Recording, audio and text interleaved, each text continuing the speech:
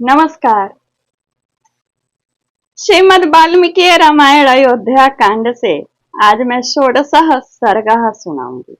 इस सर्ग में मनोरम चित्रण किया गया है कि राजा दशरथ के संदेश को जब सुमंत्र श्री राम को सुनाते हैं तो कैसा वो कल्पना करते हैं, माँ सीता क्या क्या कल्पना करती हैं। वो लोग सुखद ही कल्पना करते हैं, उनको क्या पता क्या हुआ है।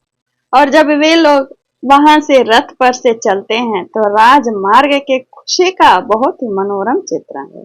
और जब सुमंत्र जी राजमहल में पहुंचते हैं, श्री राम के महल में, तो वहां के दृश्य का भी बड़ा मनोरम चित्रण किया गया है। और सुनने से धर्म अर्थ काम मोक्ष चारों पुरुषार्थों की सिद्धि होती है और ज्ञान की जो प्राप्ति होती है वो अलग से, क्योंकि यह मूल रामायण है। मूल रामायण में संपूर्ण है, संपूर्ण शास्त्र है। सारी कथाओं का अब तक जो आप बालकांड सुने होंगे तो कौन ऐसी ऐसी कथाएं हैं कि जो लगता है सारे पुराणों का सार हो वो। आइए सुनिए। जब सुमंत्र श्री राम के महल में प्रवेश करते हैं तो धनुर्धारी नवयुवक जो उनकी रक्षा के लिए वहां तत्पर हैं और उन्हीं की उम्र के उनके मित्र जन वहां पर है और बहुत हर्षोल्लास का वातावरण है। और श्री राम के चरणों में अनुराग रखने वाले लोग एकाग्रचित एवं सावधान हैं और उनके कानों में शुद्ध स्वर्ण की कुंडल झलमला रही है। और उनकी डेवनी में सुमंत्र को गेरुआ वस्त्र पहने, हाथ में छड़ी लिए, वस्त्राभूषणों से अलंकृत बहुत से वृद्ध पुरुष सावधानी के साथ द्वार पर बैठे दिखाई दिए। अब ये किसकी रक्षा करते हैं सुनिए। ये अंतःपुर में रहने वाली स्त्रियों की रक्षा करते हैं। सुमंत्र को आते देख श्री राम का प्रिय करने की इच्छा से वे सभी पुरुष खड़े होकर के सुमंत्र का अभिवादन करते हैं। राज सेवा में अत्यंत कुशल तथा विनीत हृदय वाले सूत पुत्र सुमंत्र ने उनसे कहा, आप लोग श्री रामचंद्र जी को जाके संदेशा दें कि सुमंत्र दरवाजे पर खड़े। स्वामी का प्रिय करने के लिए वे सब लोग श्री रामचंद्र जी के पास सेवक पहुंचे। और उस समय श्री राम का बड़ा अद्भुत चित्रण वाल्मीकि जी ने किया है कि श्री राम अपनी धर्म पत्नी सीता के साथ विराजमान थे। उन सेवकों ने शीघ्र ही उनसे सुमंत्र का संदेश सुना दिया। द्वार रक्षकों के द्वारा दी हुई सूचना पाकर श्री राम ने पिता की प्रसन्नता के लिए उनके अंतरंग सेवक सुमंत्र को वहीं अंतःपुर में ही बुला लिया। और वे अंदर जाकर देखते हैं कि श्री रामचंद्र जी अद्भुत वस्त्राभूषण से अलंकृत हैं और कुबेर के समान जान पड़ते हैं और बिछौने से युक्त सोने के पलंग पर बैठे हैं। शत्रुओं को संताप देने वाले श्री रघुनाथ जी के अंगों में वराह के रुधिर के भांति चंदन का लेप लगा है, सुगंधित उत्तम चंदन का लेप लगा हुआ है।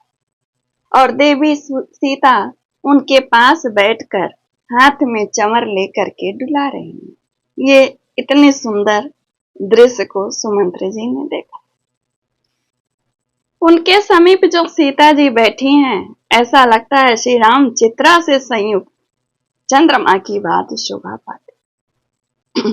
विनय के ज्ञाता बंदी सुमंत्र ने तपते हुए सूर्य की भांति अपने नित्य प्रकाश से संपन्न रहकर अधिक प्रकाशित होने वाले वरदायक श्री राम को विनीत भाव से प्रणाम किया। विहार कालिक शयन के लिए जो आसन था, उस पलंग पर बैठे हुए प्रसन्न श्री राम का दर्शन करके राजा दशरथ द्वारा सम्मानित सुमंत्र ने हाथ जोड़कर इस प्रकार कहा, श्री राम, आपको पाकर महारानी कौशल्या सर्वश्रेष्ठ संतान वाली हुई।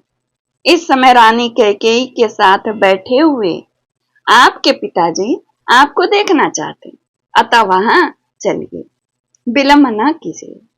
सुमंत्र के ऐसा कहने पर महातेजस्वी नरश्रेष्ठ श्री राम ने सीता जी का सम्मान करते हुए प्रसन्नता पूर्वक सीता जी से कहते हैं कि निश्चय ही अभिषेक संबंधित कोई बात हो।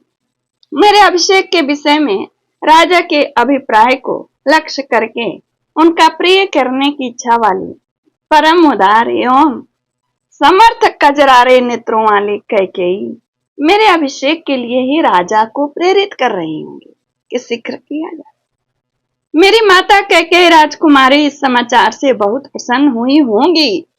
वे महाराज का हित चाहने वाली और उनकी अनुगामिनी है। अब इनको नहीं मालूम विपरीत गामिनी है। साथ ही वे मेरा भी भला चाहती हैं, अतः महाराज से अभिषेक शीघ्र करने के लिए कह रही होंगी। सौभाग्य की बात है कि महाराज अपनी प्यारी रानी के साथ बैठे हैं और उन्होंने मेरे अभीष्ट अर्थ को सिद्ध करने वाले सुमंत्र को ही दूत बनाकर भेजा। मुझे युवराज के पद पर अभिषिक्त करेंगे, अतः मैं प्रसन्नता पूर्वक यहाँ से शीघ्र जा करके महाराज का दर्शन करूंगा। तुम सीता जी को कहते तुम परिजनों के साथ यहीं सुखपूर्वक बैठो।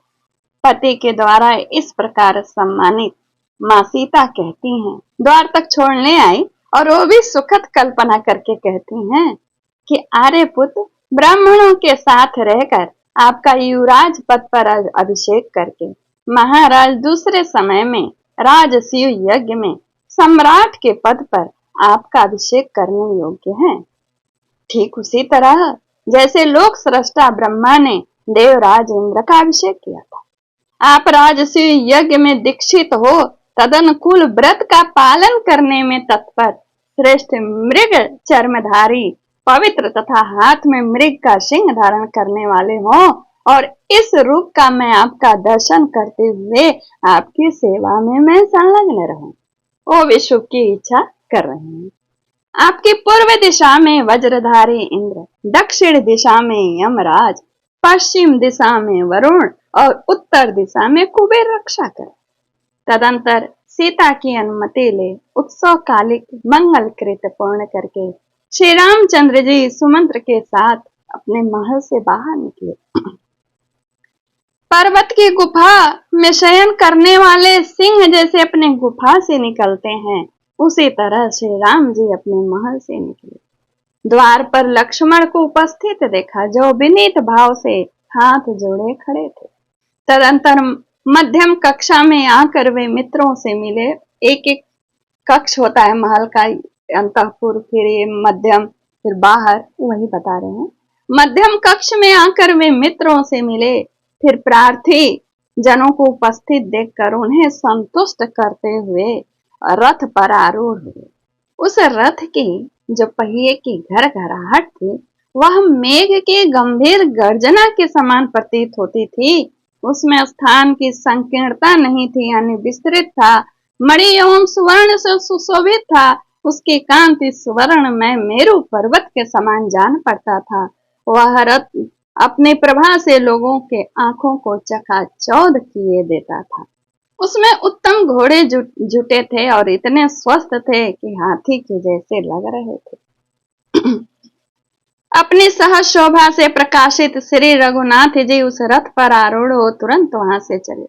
वह तेजस्वी रथ आकाश में गरजने वाले मेघ की भांति अपनी घर घर ध्वंसी संपूर्ण दिशाओं को प्रतिध्वनित करता हुआ महान मेघ खंड से निकलने वाले चंद्रमा के समान श्री राम के उस भवन से बाहर निकला। श्री राम के छोटे भाई लक्ष्मण भी हाथ में विचित्र चंवर लेकर उस रथ पर बैठ गए और पीछे अपने ज्येष्ठ भ्राता श्री राम की रक्षा करने लगे, चंवर डुलाते हुए। फिर तो सब ओर से मनुष्यों की भारी भीड़ निकल पड़ी उनको देखकर। उस समय उस जन समूह के चलने से सहसा भयंकर कोलाहल मच गया। श्री राम के पीछे पीछे अच्छे अच्छे घोड़े पर्वतों के समान विशाल काय श्रेष्ठ गजराज सैकड़ों हजारों की संख्या में चलने लगे।